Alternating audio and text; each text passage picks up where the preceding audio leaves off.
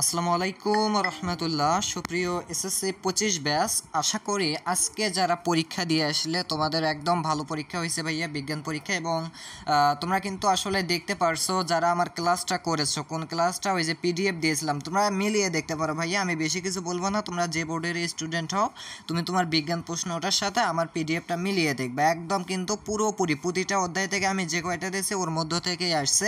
So সেই ধারাবাহিকতায় তোমাদের আগামী যে পরীক্ষা আছে অর্থনীতি পরীক্ষা, তার জন্য আমি আবারও তোমাদের সামনে হাজির হইলাম তোমাদেরকে পিডিএফ দেওয়ার জন্য। বাট এখন দেবো না, তোমরা তো আমার নিয়ম জানোই। আচ্ছা, তো বলে নিচ্ছে যে তোমরা মাত্র 200 এমসিকিউ, সরি না 200 না, 220টা 30টা, সো এক্স্যাক্টলি মাত্র 200 থেকে 250টার ভিতরে এমসিকিউ করলেই তোমাদের 30-এ 30 কমন এসে যাবে। এই বিষয়টা নিয়ে একটু আলোচনা করতে চাই। সো তোমাদের কাছে অনুরোধ থাকবে প্রথম থেকে শেষ পর্যন্ত দেখতে থাকো।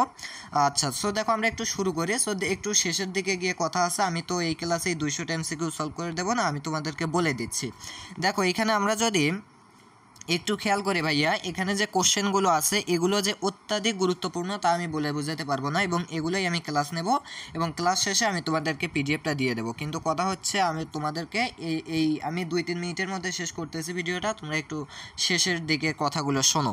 দেখো এখানে যদি আমরা প্রথমের দিকে একটু খেয়াল করি, তোমরা দেখতে পারবা যে এই প্রশ্নগুলো আসলে কতটা গুরুত্বপূর্ণ। দেখো একে বলা হয়েছিল কি, যে মূলধন রক্ষণাবেক্ষণ ও ক্ষতিপূরণের ব্যয়ক বলা হয় কাকে? NNI, CCA, CNI, NNP। তাহলে তো তোমরা বুঝতে পারছো যে কোন কোন প্রশ্নগুলো এখানে যুক্ত আছে, তাই না? এবার বলছে বাংলাদেশের বিশেষায়িত ব্যাংক কোনটি? তাহলে এটা দেখো, সোনালী ব্যাংক, জনতা ব্যাংক, রূপালী ব্যাংক, বাংলাদেশ কৃষি ব্যাংক। তাহলে কোনটা হবে? সো ভাইয়ারা যাই হোক, এইভাবে কিন্তু এখানে অত্যাধিক গুরুত্বপূর্ণ আছে এবং 200 থেকে 250টার ভিতরে আছে, এর চেয়েও কম আছে। সো এগুলো করলেই ইনশাল্লাহ 30-এ 30 কমন এসে যাবে। এবং যেভাবে তোমাদের পৌরনীতির ক্ষেত্রে এসেছিল, বিজ্ঞানের ক্ষেত্রে এসেছিল, ওই একই ধারাবাহিকতা আসবে ইনশাল্লাহ, আমি তোমাদেরকে দিয়ে দেব। এবং তোমরা অবশ্যই পরীক্ষা দিয়ে এসে কমেন্ট করে জানাবে যে কেমন হয়েছে। আচ্ছা, এখন তাহলে বলে দেই যে তোমরা এই 200 এমসিকিউ এর পিডিএফ কোথায় পাবে, অথবা এই 200 এমসিকিউ কখন হবে, আমরা কখন ক্লাস নেব। সো আশা করি তোমরা বুঝতে পারছো আমি কি বলতে চাচ্ছি।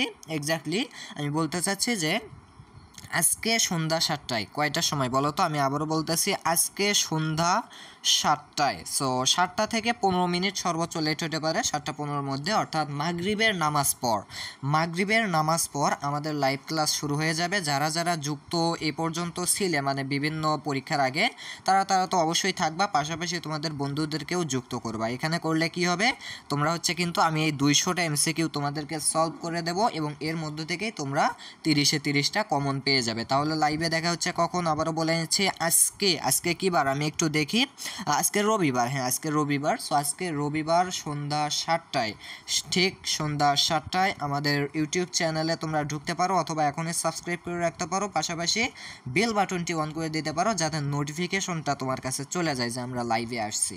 তাহলে ভাইয়া লাইভে যুক্ত থাকো, সবাই ভালো থেকো, সুস্থ থেকো, সবার জন্য শুভকামনা। আল্লাহ হাফেজ।